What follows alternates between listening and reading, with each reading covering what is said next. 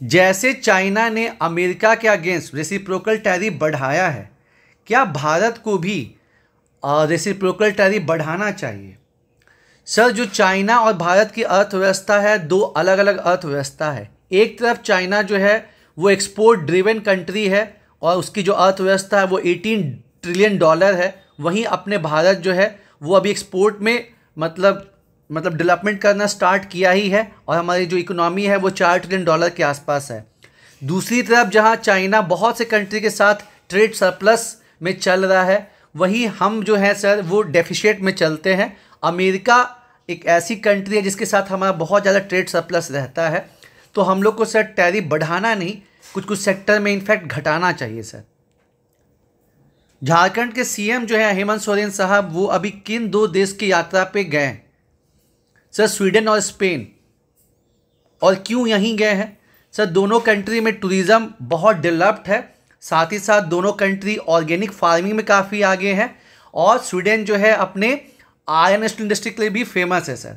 और चूंकि झारखंड भी टूरिज़्म को बढ़ावा देने का काम कर रहा है, ऑर्गेनिक फार्मिंग को बढ़ावा देने का काम कर रहा है, प्लस हमारे यहाँ भी आयरन स्टील इंडस्ट्री का काफ़ी स्कोप है, इस वजह से ये दोनों जगह सर सिलेक्ट किया गया।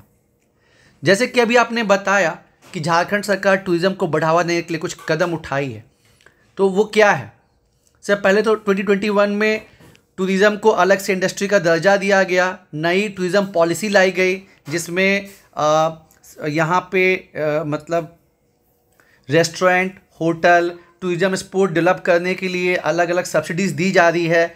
साथ ही साथ अभी के बजट में नेतरहाट, दसम फॉल, हुंडरू फॉल में ग्लास ब्रिज डेवलप किया जा रहा है और टूरिज़्म कॉरिडोर बनाए जा रहे हैं, लोकल लोग को जो है ट्रेनिंग प्रोवाइड की जा रही है। ठीक है, उम्मीद से आप क्या समझते हैं? सर, जो नया वक्फ अधिनियम आया है उसको सर उम्मीद करके नाम दिया गया है unified Waqf management empowerment efficiency and development act. इसके कुछ पॉजिटिव बताइए। सर, जो पुरानी वक्फ की जो अधिनियम है उसमें बहुत ज़्यादा सर करप्शन, इनएफिशिएंसी थी, उसको ठीक करने के लिए ये नया वक्फ अधिनियम लाया गया है। हालांकि इसमें कुछ चीज़ें हैं जिस पे सुप्रीम कोर्ट ने रोक लगाया है, जिसमें कि वक्फ बाय यूज़र कि जो ओरली जो है पहले प्रॉपर्टी दी गई वक्फ में, उस पर उसका प्रावधान ख़त्म कर दिया गया है।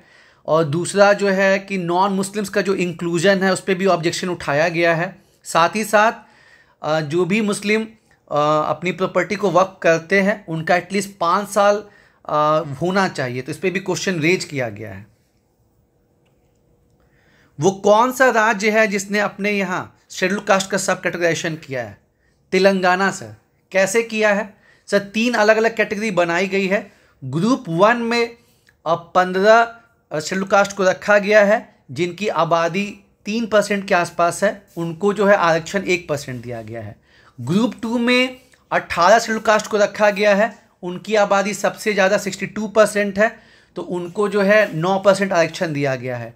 और ग्रुप 3 में 26 शेड्यूल कास्ट को रखा गया है और उनकी आबादी जो है 33% है और उनको जो है 5% आरक्षण दिया गया है। क्या आपको लगता है कि झारखंड सरकार को भी ऐसा करना चाहिए? हाँ सर, झारखंड सरकार को भी शेड्यूल कास्ट में as well as schedule tribe में, दोनों में चीज़ें जो है सब कैटेगराइजेशन करनी चाहिए, क्योंकि कई बार ये न्यूज़ में आता है कि जो भी कुछ शेड्यूल कास्ट के ग्रुप हैं या शेड्यूल ट्राइब के ग्रुप हैं सेलेक्टेड जो है उन्हीं को मैक्सिमम बेनिफिट मिलता है और वो इक्वली जो है डिस्ट्रीब्यूट नहीं हो पाता है। और कई तो ऐसे शेड्यूल कास्ट शेड्यूल ट्राइब हैं जो कि मतलब सम्मिलित भी नहीं हो पाते हैं, तो प्रॉपर इसको सर करना चाहिए। जो स्वास्थ्य सुविधाएं हैं उसको ठीक करने के लिए झारखंड सरकार बहुत सी कदम उठा रही है। अभी हाल ही में क्या कदम उठाया गया है सर? एकदम अगर हम रिसेंट की बात करें तो जो 4 मेजर हॉस्पिटल हैं आपके पलामू, हजारीबाग, गिरिडीह और धनबाद, वहाँ पे सर जो हॉस्पिटल की जो बेड की संख्या है उसको 2000 बढ़ा दिया गया है। अभी वहाँ लमसम 1000 कुछ बेड पेशेंट के लिए थे, उसको बढ़ा के 3000 किया गया है। फिर सर रांची में टाटा ग्रुप की मदद से सर कैंसर हॉस्पिटल खोला जा रहा है, वहाँ पे सर रिम्स की भी जो है कैपेसिटी बढ़ाई जा रही है। साथ ही साथ जितने भी गवर्नमेंट एम्प्लॉय हैं उनको जो है अबुआ स्वास्थ्य योजना के अंतर्गत जो है 10 लाख का इंश्योरेंस प्रोवाइड किया गया है। और न्यूट्रिशन को इम्प्रूव करने के लिए समर स्कीम चलाया जा रहा है। जो आदिम जनजाति हैं जो कि मेन स्ट्रीम में नहीं आ पाते हैं उनको डोर टू मतलब उनके घर पे जो है 35 किलोग्राम अनाज प्रोवाइड किया जा रहा है। साथ ही साथ 25 लाख ऐसे लोग हैं जो कि पहले नेशनल फूड सिक्योरिटी एक्ट में शामिल नहीं थे, उनको जो है अलग से जो है राष्ट्र खाद्य सुरक्षा अधिनियम में शामिल किया गया है। और अभी प्रखंड स्तर पे भी जो है फैसिलिटीज़ को बढ़ाया जा रहा है। ऐसा न्यूज़ में आ रहा था कि डायलिसिस की जो सुविधा है उसको भी प्रखंड स्तर पे किया जाएगा और प्राइमरी हेल्थ केयर ये सब पे भी फोकस पहले से ज़्यादा किया जा रहा है। आंगनवाड़ी सेंटर के द्वारा जो सर सक्षम आंगनवाड़ी करके प्रोग्राम चलाया जा रहा है उसके अंदर जो है और स्ट्रेंथन किया जा रहा है।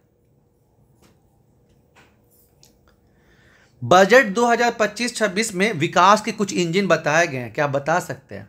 सर बजट 2025-26 में 4 विकास के इंजन बताए गए हैं जो देश को विकसित भारत होने में मददगार साबित होंगे। पहला सर जो है वो कृषि एवं संबंधित क्षेत्र है।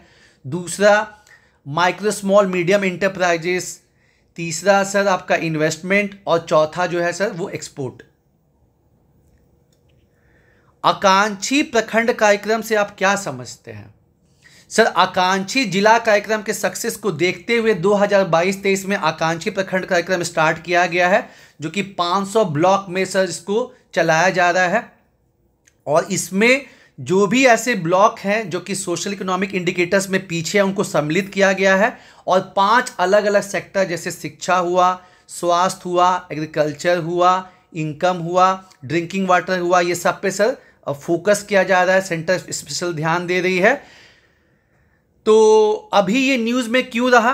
क्योंकि सर जो गुमला के डीसी हैं और जो सरायकेला खरसवां के डीसी हैं उनको बहुत अच्छे ढंग से इस कार्यक्रम को चलाने के लिए प्रधानमंत्री द्वारा जो है वो पीएम एक्सीलेंस अवार्ड दिया गया है, इसलिए झारखंड के कॉन्टेक्स्ट में न्यूज़ में रहा।